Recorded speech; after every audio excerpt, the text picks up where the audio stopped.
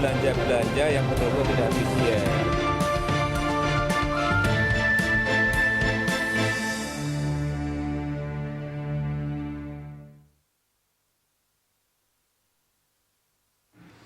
Selamat malam pemirsa, kita berjumpa lagi dalam Prime Time Talk. Saya Doni The Geyser kembali bersama Anda. Pemirsa, belum pulihnya perekonomian dunia dan melesetnya penerimaan negara dari target membuat pemerintah melakukan kebijakan penghematan. Presiden Joko Widodo telah memutuskan akan melakukan pemotongan belanja dalam APBN perubahan 2016 sebesar 133,8 triliun rupiah. Ini dilakukan untuk atau demi menyehatkan perekonomian nasional. Belanja kementerian, lembaga, dan juga transfer dana ke daerah menerima dampak dari langkah penghematan itu. 65 triliun rupiah dipangkas pemerintah dari anggaran kementerian dan lembaga, dan sebesar 72,9 triliun rupiah ditunda pengucurannya ke daerah. Akibatnya pemirsa, pemerintah daerah pun banyak yang menjerit karena banyak kegiatan pembangunan ternyata harus dibatalkan. Dengan pemotongan ini, bagaimana sebenarnya nasib pembangunan di daerah? Apakah benar pemotongan anggaran ini tidak berdampak pada pos-pos prioritas seperti misalnya infrastruktur dan juga upaya untuk peningkatan kesejahteraan rakyat? Kami akan membahasnya langsung bersama kami di studio telah hadir dengan dialog kita bertema Si Malakama Potong Anggaran. Sudah hadir narasumber di sebelah saya, Dr. Andes Sokyatulo Lauli MM. Beliau adalah Wakil Ketua Umum Asosiasi Pemerintah Kabupaten Seluruh Indonesia atau APKASI, yang juga sebenarnya ini hobi Pak, jadi bupati Pak. Bukan Pak ya. Beliau adalah Kepala Daerah atau Bupati Nias di Sumatera Utara. Apa kabar Ya, Pak Lauli? kabar baik Bapak. Sehat, selamat datang di Berita Sehat, Satu. terima kasih. Kita disuruh rakyat, bukan hobi. Iya. Itu ada lagi yang disuruh rakyat, wakil rakyat kita. Ini beliau sudah tidak asing lagi, Bapak Joni G. Plate, anggota Komisi 11 Dewan Perwakilan Rakyat Republik Indonesia. Pak Joni sehat? Sehat. Selamat malam, Don. Selamat malam, terima kasih. Saya ke Pak Joni dulu. Ya. Kalau Bapak mengomentari pemangkasan anggaran ini, apa yang harus Anda katakan? Nah, jadi yang pertama tentu koreksi angka dulu ya. Persisnya pemangkasan anggaran ini atau termasuk dalamnya penundaan DBH itu seluruhnya sebesar 137,6 triliun persisnya. Yang terdiri dari pemangkasan anggaran kementerian lembaga sebesar 64,7 triliun dan pemangkasan transfer daerah dan dana desa sebesar 72,9 triliun. 72,9. Yes, 9 triliun, itu persisnya begitu. Nah, kalau ditanya komentarnya, maka kita harus akui bahwa postur APBN kita, baik APBN 2016 maupun APBNP 2017, ya di sisi penerimaan negaranya, itu pada saat itu extra effort yang ingin dilakukan oleh pemerintah agar menghasilkan penerimaan negara sebesar-besarnya, itu betul terlampau optimistis. Sebagai akibat dari prognosis penerimaan negara yang besar, ya, maka di demand side belanja juga kita besar. Yeah. Nah, ini yang berakibat pada APBN kita itu kurang realistis dan kurang kredibel. Ini belanja rutinnya sudah besar. Ya, ini postur APBN kita ya, postur APBN kita. Nah, pada saat yang sama kesulitan itu muncul karena memang situasi global ekonomi ya belum membaik dan ini berdampak pada penerimaan negara kita. Karenanya kita suka atau tidak suka, maka kita harus memperbaiki dan membuat agar postur APBN kita lebih realistis dan lebih kredibel. Untuk itu pemerintah melakukan rasionalisasi di supply side dan demand side APBN itu. Ya, di penerimaan negara dan di sisi belanja negara. Nah, pemangkasan ini yang tadi kami masih sedang rapat dengan Menteri Keuangan, dengan pemerintah ya. Itu pemerintah masih yakin pemangkasan ini memang akan berpengaruh terhadap pertumbuhan, akan berpengaruh. Akan tetapi ya, ada beberapa sisi pemangkasan yang menurut pemerintah ya, itu tidak akan terlalu mempengaruhi kebijakan presiden. Di antaranya apa? Pemangkasan itu sebenarnya baik itu pemangkasan gaji guru ya, yang kami juga minta untuk dilakukan pendalaman dan review lebih lanjut ya, sebesar 23 triliun itu. Yeah. Pemangkasan DAK, DAU dan DBH atau penundaan DBH itu sebetulnya dari penjelasan pemerintah adalah sebagai akibat memang penyerapannya itu kemungkinan besar tidak dapat dilakukan. Kenapa? Oleh pemerintah daerah maupun oleh pemerintah pusat. Tapi kan yang belum saat terjadi ini, kan? Ya. Menurut prognosis mereka, ya kemungkinan itu susah dilaksanakan atau Karena tidak waktu. dilakukan. Karena waktu, karena situasi pengalaman sebelumnya, Tender juga belum karena, sepenuhnya begitu. Tender belum selesai dan ada efisiensi ya di belanja kementerian dan lembaga. Misalnya untuk membangun jalan 10 km yang harusnya dibutuhkan dana 100 misalnya, ya karena ada perbaikan tata kelola, belanjanya hanya 95. Iya. Ya jadi ada efisiensi 5. Ini digabung-gabung semuanya. Efisiensi ini kan tidak mempengaruhi kualitas. Tidak mempengaruhi kualitas, tidak iya. mempengaruhi kualitas menurut penjelasan pemerintah. Ya ini harus didalami ya. Harus Iya, didalami. Nah dari situ maka apabila ada pemangkasan anggaran ini, kami juga bertanya, pemangkasan anggaran ini mempengaruhi nggak growth, mempengaruhi nggak sasaran pertumbuhan ekonomi, ya mempengaruhi nggak disparitas yang semakin mengecil yang menjadi target pemerintah. Dijelaskan tadi oleh pemerintah bahwa penurunan penerimaan negara, ya pajak misalnya itu berarti kontraksi di masyarakat, ya, uang di masyarakat yang ditarik oleh negara tidak berubah karena duitnya ada di masyarakat. Ya, di sisi yang lain pemangkasan karena duitnya tidak ada kontraksi di penerimaan itu, belanjanya juga dikurangi, tapi sebenarnya skala ekonominya dan size ekonominya tetap. Nah itu yang masih memberikan keyakinan kepada pemerintah. Artinya bahwa sebenarnya kalau kita bicara pembangunan infrastruktur ini tidak berpengaruh. Tidak berpengaruh. Kan? Yang dipengaruhi itu misalnya terkait dengan belanja personil, belanja yang terkait dengan rapat-rapat, perjalanan dinas dan seterusnya. Itu satu. Yang kedua belanja guru misalnya ya ada guru yang belum disertifikasi. Karena belum disertifikasi, ya dananya belum bisa diserap. Ini kan soal aturan juga. Soal aturan-aturan dan seterusnya.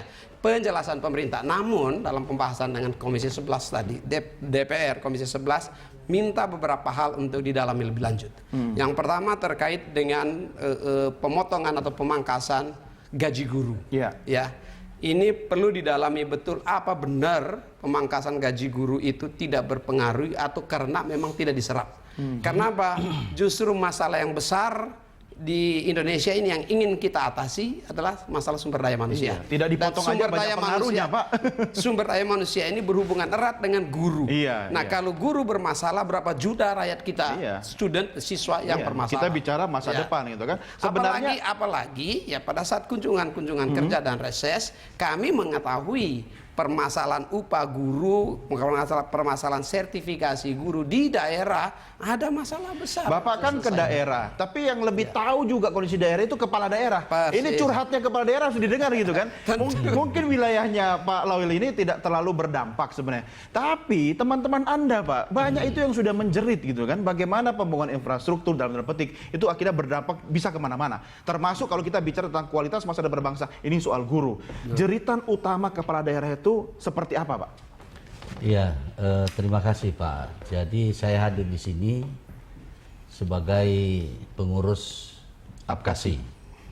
Jadi yang mana Apkasi adalah salah satu asosiasi kepala daerah, para bupati dan para bupati dari daerah-daerah yang mengalami masalah ini. Ya, terus mereka minta Apkasi supaya berbicara dengan pemerintah pusat tentang kebijakan ini. Jadi pemotongan anggaran ini ada 2 kali terjadi. Yang pertama adalah pemotongan DAK 10%. Dana alokasi khusus ya? Iya, dana alokasi khusus. Itu terjadi kurang lebih bulan Mei yang lalu. Dan pada saat itu daerah-daerah para bupati ya menelpon kami, ya meminta Apkasi turun tangan untuk memperjuangkan agar tidak melakukan pemotongan terhadap DAK. Hadiahnya ada pemotongan lagi. Nah, waktu itu kami langsung tindaklanjuti. Kami membuat surat kepada Menteri Keuangan. Waktu itu masih belum Ibu Sri Mulyani. Ya. Apkasi membuat surat supaya jangan dipotong itu DAK yang mana itu sudah masing-masing daerah menetapkan APBD ya tahun 2016, bahkan tidak hanya menetapkan, sudah sebagian besar melaksanakan. Ya. Ya, jadi sehingga surat kami waktu itu dari Apkasi agar kebijakan pemotongan ini, karena kondisi keuangan penerimaan negara kami pahami itu, akan tetapi nanti kita perhitungkan pada saat membahas APBNP. Perubahan. Ya, perubahan yang saat ini sedang itu dikerjakan di ya komisi beliau ini. Saya perlu luruskan sedikit ya. APBNP itu sudah diputuskan menjadi undang-undang pada tanggal 29 Juni tahun 2016. Jadi saat ini APBNP pertama sudah ada. Yang dibahas sekarang adalah self blocking ya atas APBN itu gitu.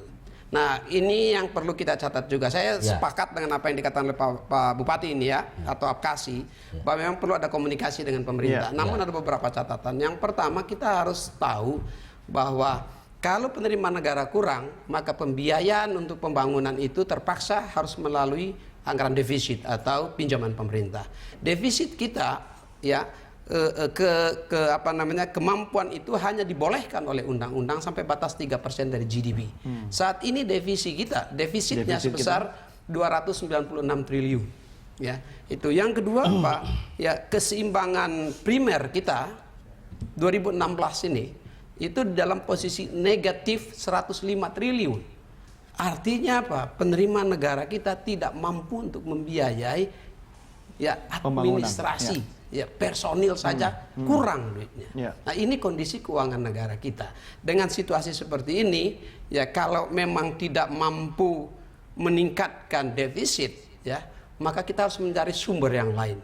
Nah, kita berharap salah satu sumber penerimaan lainnya melalui tax amnesty. Maka di tax amnesty no option to fail.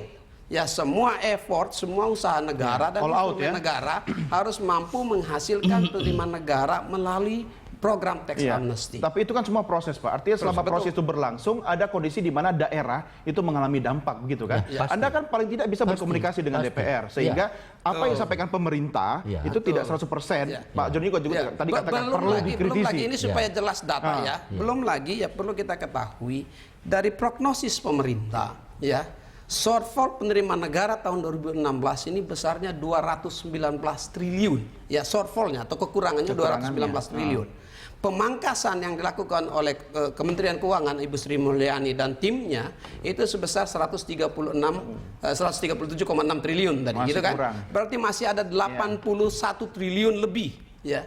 Ini dibiayai dari mana? Masih kurang juga. Tax amnesty juga belum mencapai target. Nah, itu dia. Jadi memang kondisi keuangan negara setidaknya daerah bisa mengerti, daerah kan, perlu paham itu situasi itu. Paling tidak paham dulu kondisinya begitu. Oke, kita paham kondisi keuangan negara. Ya, terutama pendapatan negara, penerimaan, prediksi penerimaan negara. Kita paham itu. Itulah sebabnya surat kami itu waktu itu Apkasi, yaitu meminta dikompensasi di APBNP. Itu sebelum ditetapkan bulan Juni itu, Pak Joseph. Itu sebelum ditetapkan bulan Juni. Nah, tapi ternyata itu tetap itu diberlakukan pemotongan itu 10%. Karena memang belum normal kondisinya, memang Pak. Belum. Oke, kita paham itu. Sehingga daerah sudah menerima pemotongan itu, tidak masalah. Tapi harus didengar suara dari daerah ini yang 10% pun itu kita bisa atur. Kita atur alokasinya sehingga inilah yang mungkin tidak berdampak di daerah ini. Iya, betul. Iya kan? Prioritas juga ya. Iya. Bapak-bapak, kita break dulu karena ini menarik sekali. Sehingga itu. ini katanya kan suara rakyat gitu kan? Iya, suara rakyat. Nah, jadi harus dengar. Tapi saya juga akan silakan pemirsa nanti Anda bisa berpartisipasi, boleh menyampaikan komentar lewat media sosial kita atau nanti Anda bisa mencatat kontak telepon di layar televisi Anda. Kami segera kembali sesaat lagi, tetap bersama Prime Time Talk.